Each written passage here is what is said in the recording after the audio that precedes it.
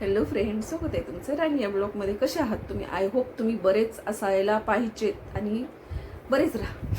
तर तुम्हाला मी काय सांगत होते की हां, मग त्याच शेजारच्या लेडीजनं तिला समजवलं आणि सांगितल्याच्या नंतर तिला पण नंतर वाटलं की हां ठीक आहे म्हणे, मी देऊन टाकल. मग तिनं मला भांडण झालं. ती रात्र मी माझ्या दुसऱ्या चुलतीकडे राहिले. मग तिनं पण सगळ्यांना वाड्यात सांगितलं की म्हणे ही येडे भोकाची आहे, एवढं सगळं ती बोलत होती, एवढं सगळं ही शास्त्रात देत होती, तर एक शब्दही बोललं नाही म्हटली ही. आणि ऐकून घेतलं म्हणली काही चूक नसताना, नाही का. मग तिच्या स्वतःच्या नवऱ्याला म्हणजे माझ्या दुसऱ्या चुलत्याला वगैरे सांगत, ती म्हणली ती बोलू शकणार नाही, ती पोरगी कशी आहे ना ती माहिती आहे म्हटली. तिला ज्याला बोलायचं आहे ना त्या त्याला बोलणार, पण तिने ज्याला एखाद्याला मनास्थान दिलेलं आहे ना त्याला कधीच नाही करणार. आणि खरंच फ्रेंड्स, मी माझी म्हणते ना आईचा दर्जा दिला होता तिला. मग तुम्हाला सांगते, तिनं दुसऱ्या दिवशी तिचा मोठा मुलगा अंगठी बनवून आणली, पैसे, आणि मोठ्या मुलाला मला घेऊन सोडायला पाठवलं. मग मला घेऊन सोडायला पाठवल्यानंतर मला काय वाटलं की आता घरी गेल्यानंतर ही माझ्याकडे देईल. तर हिनं त्या मुलाला शिकवून कसं पाठवलं, हे घ्या आता. तर मग तिनं मला सोडायला पाठवलं त्या मुलाला घेऊन. मग मी माझी मुलं वगैरे घेतली आणि दुसऱ्या दिवशी आम्ही गेलो. मग गेलो. घरी गेल्याच्या नंतर मी त्याला पाणी, चहा वगैरे सगळं केलं. मग आता द्यायची वेळ आली. त्यानं काय करा, माझ्या सासूला बोलवलं, सासूला अंगठी दिली. अंगठीचं ठीक आहे, सासूला माझ्या माहिती होतं, तिनंच दिली होती तिच्या समोरच. परंतु ही पैसे माहीत नव्हते ना फ्रेंड्स, ती पैसे सुद्धा तिच्या हातात दिले बरं का, तिच्या हातात दिले. आणि तुम्हाला सांगते, मग त्यावेळेला ती काही म्हटली नाही. ही 5,000 रुपये ही अंगठी म्हणला, आणि मग जेवण वगैरे केलं आणि तिथून निघून आला. विचार करा फ्रेंड्स, एवढी सगळी इज्जत घालवली, सराफ दिला, एवढं सगळं हे केलं, माझा अपमान केला, आणि शेवट माझ्या घरात आग लावायला त्या पोराला तसं करायला शिकवलं. माझा अर्धा संसार मोडायला ना माझ्या माहेरची जिम्मेदार येतं ना, ही कशासाठी म्हणते मी. तर हे बघा, मग ती दिल्याच्या नंतर ते झालं. मग तो गेल्याच्या नंतर माझी सासू म्हणे, नवऱ्याला बोलवून घेतलं समोर, तू इतकेले हिला पैसे देतो का, ही माहेरच्यांची भरती करते, ही 5,000 रुपये कधी दिलेले होते बरं का, आणि मला तर माहिती पण नव्हतं असं तसं. मग तो म्हणे की अगं ती 5,000 रुपये तिचे स्वतःचेच ह्याच्यातले पैसे आहेत, ती काही मी दिलेले नाही आहेत, आणि मी तिला पैसे वगैरे देत नाही आहेत मुबलक, असं म्हटलं. तर तू असं इतकेले पैसे देतो का, ती माहेरच्यांची भरती करते, असं करते तसं करते, त्याला लागली भांडायला. आणि ती 5,000 रुपये फ्रेंड्स लग्नात दिलेले माझ्या सासूला माहिती नव्हतं, मदत म्हणून दिलेले. आणि तुम्हाला सांगते, बापरे, नवऱ्याला माहिती होतं. मग काय, जी तेव्हापासून माहेरची भरती करणारा धब्बा माझ्यावरती लागला, आणि माझ्या घरातले लोकांचा विश्वास उडला, आणि माझ्या घरातल्या लोकांनी जसं म्हणजे अर्धा आधीच ते माझ्यावरती कडत होते, परत 25% तुम्हाला सांगते जास्तीचे कडायला लागले की आता संपलं. मग माझ्या घराचा वाट लावणारे, उद्ध्वस्त करणारे माझे घरचे नाही आहेत का हो, माहेरचे. एक तो भाऊ येऊन आग लावून जायचा, आणि एक वरतून ह्या चुलतीनं तिच्या स्वतःच्या मुलाला असं करायला लावलं. म्हणजे कशी बुद्धी आहे विचार करा. स्वतःच्या मुलीच्या घरी असं करायला लावलं असतं का हो हिनं? लावलं असतं का स्वतःच्या मुलीच्या घरी, की तिनं गपचीप पैसे दिलेले आहेत आणि तरी पण तिच्या सासूचं जवळ देऊ? म्हणजे आयुष्य कसं एखाद्याला आयुष्यात न उठवायचं, त्याचा कसा जीवनाचा सत्यानाश करायचा, ही फक्त माझ्या घरच्यांकडनं शिकावं. आणि हा प्रकार त्यांनी माझ्यासोबत केला. मग तो नंतर म्हणे की तुझ्या चुलतेला अक्कल नाही का, त्यांना कळत नाही का की बाबा काही पैसे हिनं गपचिप दिलेले असतील. मग एकतर मदत मागायची, आणि मदत केल्याच्या नंतर परत देताना भांडून द्यायचे, आणि वरतून परत येऊन असं लोकांच्या आयुष्यात हे करायचं का, मला आता आई किती सारखं बोलते, प्रत्येक गोष्टीला बोलते, असं त्यानं माझ्याजवळ लागलं बोलायला. म्हटलं आता मला तरी काय माहिती हे असं करतील म्हणून. मला असं वाटलं की ते घरी आल्याच्या नंतर मला देईल म्हणून म्हटलं मी हे केलं. पण त्यांचा असा डोक्यात प्लॅन होता, आणि त्यांना असं माझा राडा करायचा होता, मला काय माहिती म्हटलं. मग तुम्हाला सांगते, आणि तुमचे पैसे, तुमचं सोनं, काय वाक्य, हे घ्या तुमचे पैसे, हे घ्या तुमचं सोनं. आणि मी कोण? मी कष्ट करत होते आणि मी माझ्या कष्टाचे पैसे मी माझ्या नवऱ्याला स्पष्ट बोलायचे की जे मी काम करतेय ती मी माझ्या वडिलांसाठी खर्च करणार आहे. बोलणं करून मी ती खर्च करत होते आणि मी माझ्या बाहेरच्यांना बी मदत करत होते ना, तर फक्त नवऱ्याला सांगायचे, बाकीचे कोणाला सांगत नव्हते. कारण त्याला माहिती असणं गरजेचं आहे. आणि जे नको व्हायला पाहिजे होतं ते माझ्या सासूपर्यंत पोहोचलं. इतके हलकट आणि इतके नीच लोक आहेत. 5-5 वर्ष मदत घेतात, भाड खातात आणि शेवट द्यायच्या वेळेला भांडून इज्जत काढून पैसे देतात. तर कधीही नातेवाईकांना 1 रुपयाची मदत करायची नाही करायची. कारण माझा तर आतापर्यंतचा पैसा कधीही मला बिना भांडता बिनाही करता दिलाय माझ्या नातेवाईकांनी, असं कधीच नाही झालं. अहो हे 2000, 5000, 1000, 500 ह्याचा तर हिशोब नाही आणि वस्तू नेलेला ह्याचा तर हिशोबच नाहीये माझ्याजवळ आणि मी ठेवला पण नाही. आणि तुम्ही म्हणता ना नवऱ्याच्या घरचे व्हिडिओ बघत नाहीत का, तर ही माझ्या सासूला माहिती नव्हतं पण हे केलंय ह्या लोकांनी. ते झालं. आणि राहिला प्रश्न नवऱ्याचा. अहो ही माझा नवरा सुद्धा माझ्यासोबत आल्यानंतर नवऱ्याकडनं सुद्धा पैसे घ्यायचे, 1000 द्या 500 द्या म्हणून. त्याच्यामुळं मी एवढी हिंमत करून सांगते. कारण ना त्यानं पण पोती त्याच्यामुळंच ओळखली होती. ही जे लोक फक्त पैशाच्या मागं लालची येतं म्हणून तर तो माझी पोती ओळखायचा. मला रिस्पेक्ट देत नव्हता, इज्जत देत नव्हता, मारहाण करायचा. कारण त्याला माहिती असायचं हिला कुणाचा सपोर्ट नाही. आणि तीच माझ्या सासरच्या घरच्या लोकांनी बाकीच्यांनी पण त्याच गोष्टीचा फायदा उचलून मला जास्ती त्रास दिला की हिला कुणाचा सपोर्ट नाही आणि नव्हता आणि नाहीच आहे. तर मला काहीच फरक पडत नाहीये तुमचा सपोर्ट असो किंवा नसो. परंतु हे बघा माझ्या चुलतीनं पैसे देताना मला भांडून दिले. 5 वर्ष पैसे वापरून सोनं वापरून मला भांडून दिले. त्यानंतर फ्रेंड्स मग माझं त्या चुलतीकडे पण जाणं येणं बंद झालं. परत तुम्हाला सांगते माहेरी जाणं येणंच माझं पूर्णपणे बंद झालं, पूर्णपणे. मग मी आता समजून घेतलं हे एकतर माझे वडील गेले त्याच्यामुळं मी पूर्णपणे खचलेली होते की आता माझं काही नाहीये. परंतु कधीतरी ही बोलवायचे, विचारायचे किंवा माझ्याकडे यायचे जायचे म्हणून मी ह्यांना ही करायची. पण ही कशामुळं करत होते?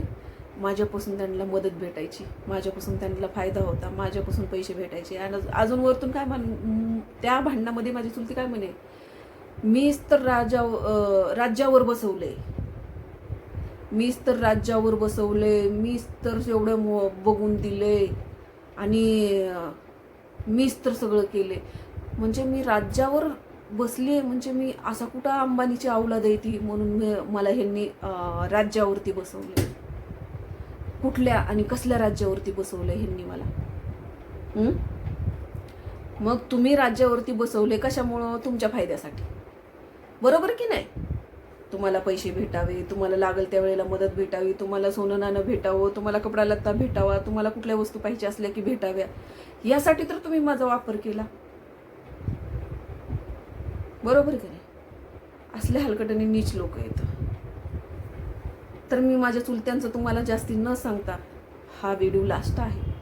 ह्याच्या पलीकडे माझ्या चुलत्यांचं मला काही सांगायचं नाही आहे आणि सांगण्यासारखं त्यांचं काही नाही. पण असणार आहे तर ते आईच्या व्हिडिओमध्ये असणार आहे चुलत्यांचं, मला त्यांचं काय आहे आणि काय नाही आणि त्यांनी कसं केले माझ्या आईला सुद्धा आणि माझ्या आईसोबत काय काय केले, जे मी स्वतः फक्त बघितले आणि भोगले माझ्या आईबरोबर, तेच मी फक्त तुम्हाला सांगणार, बाकीचं सगळं नाही.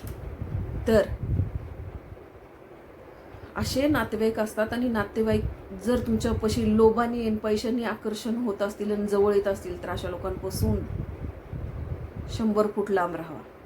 आणि एखाद्या भिकाऱ्याला मदत करा, एखाद्या अनाथ आश्रमला मदत करा, एखाद्या वृद्धाश्रमला मदत करा, एखाद्या गरिबाच्या मुलांना मदत करा, परंतु नातेवाईकांना कधीही चुकून मदत करू नका. नातेवाईक नसतात, ते फक्त फायद्यापुरते असतात आणि ते घेताना गोड बोलून पैसे घेतात पण देताना भांडूनच देतात. ही माझा अनुभव आत्तापर्यंतचा आहे. तो शेवटचा दिवस की मी कधी कुठल्या नातेवाईकांना पैशाची मदत केली, मी हात जोडून सांगत असते. पैसा सोडून काही मागा, तुमच्या घरी 4 कामं करायला सांगा, येऊन कर. तुमचं दुसरं कुठलंही काम असू द्या, जे तुमच्याकडून होणार नाही ते काम सांगा, मी करते. माझ्या घरी येऊन 4 दिवस नाही 8 दिवस राहावा, जेवण करा, खा प्या, काय खायचंय ते खा. कपडा लत्ता नसेल तुम्हाला तर माझ्याकडून घेऊन जा, परंतु पैसा 1 रुपयाही माझ्याकडे नाहीये. मला भिकारी जरी तुम्ही म्हणलं तरी चालते. तो दिवस आणि आजचा दिवस हाच आपला रूल आहे. माझ्याकडे 8 नाही, महिनाभर येऊन राहा, खा, मी तुम्हाला जा म्हणणार नाही, परंतु पैशाचं नाव नाही. कारण खूप अनुभव घेतले, खूप.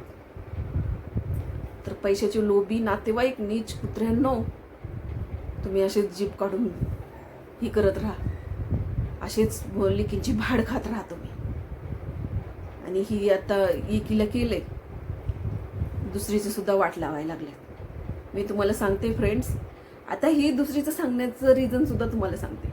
मला अशातच माहीत झाले, माझ्या एका चुलत्याचं, एका लहान चुलत्याची मोठी मुलगी, मी तुम्हाला सांगितलं बघा की तिचं लग्न म्हणजे तो मुलगा चांगला आहे आणि चांगल्या जॉबवरती आहे आणि तिला सासू नाही आहे, सासरा आहे आणि ती बाहेर राहते.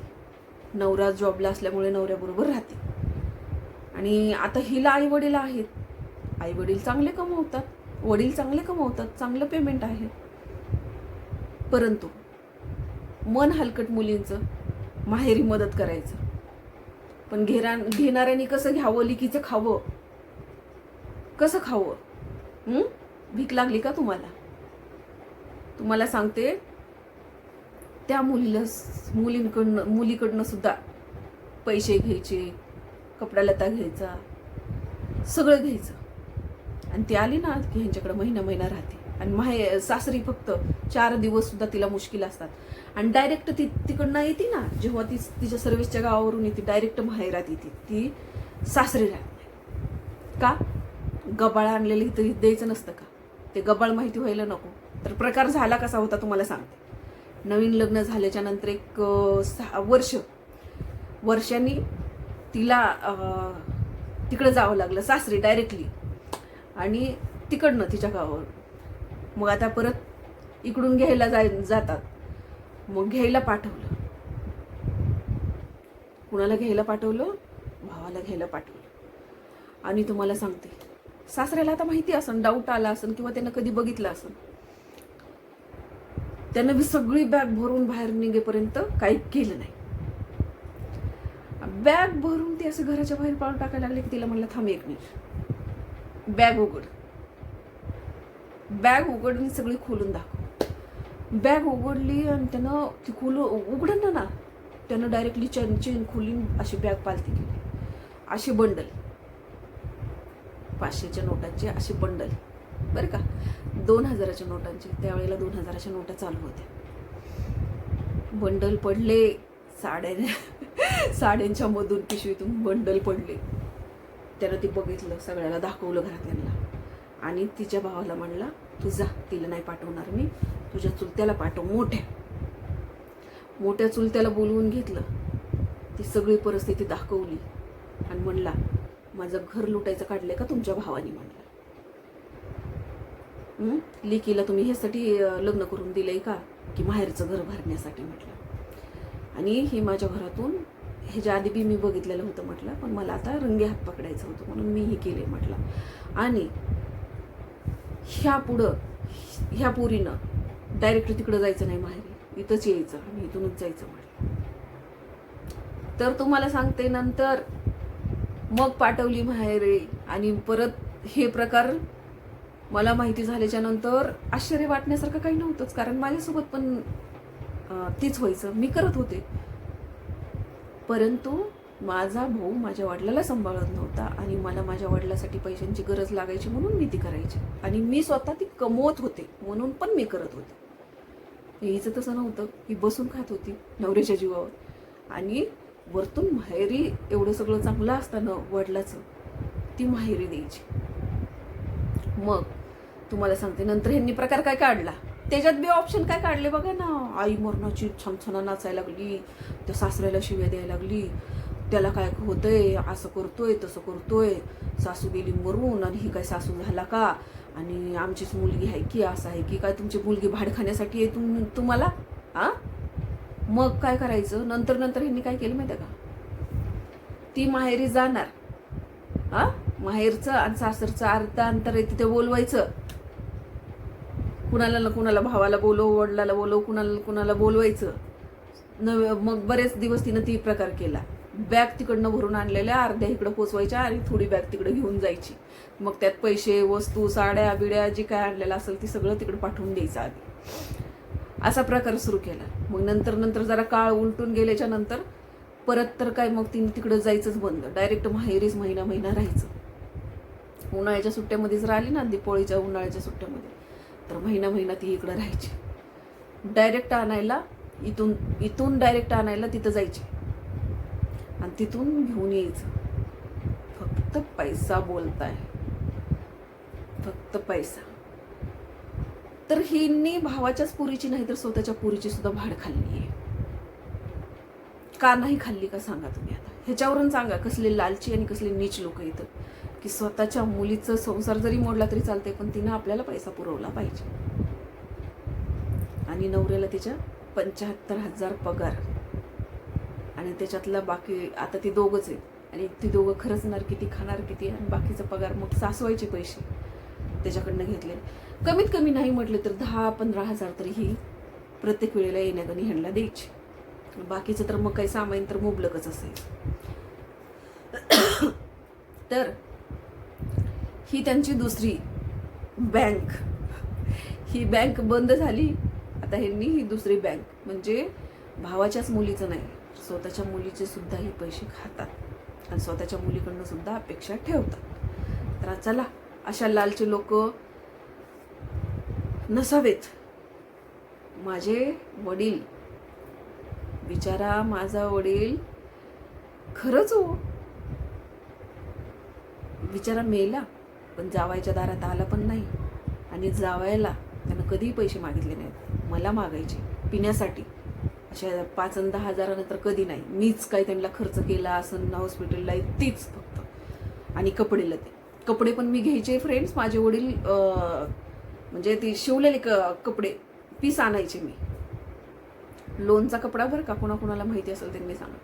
लोनचा कपडा किती कॉस्टली असायचा. आणि काय हो, ती कसली तरी पॅन्ट असायची पांढरी, तसले कपडे घालायचे. किटीचा कपडा म्हणायचे त्या पॅन्टला. ते एवढे महागाचे कपडे मी त्यांना पीस 2-2, 3-3 ड्रेस आणायचे. आणि ती काय करायची माहिती आहे का, एखादा शिवायचे आणि 2 अशीच विकून टाकायचे आणि त्याचे पैसे पिऊन उडवायचे. तर असे पण लालचे काही लोक असतात जे लेकींच्या भाड खातात, बहिणींच्या भाड खातात बघा. तर अशा लोकांपासून लांब राहावा. आणि हे आहे माझ्या चुलत्यांबद्दलचं कारस्थान. तर चला, भेटूया पुढच्या ब्लॉगमध्ये. मस्त खा, स्वस्त राहा आणि आपली आपली काळजी घ्या. बाय.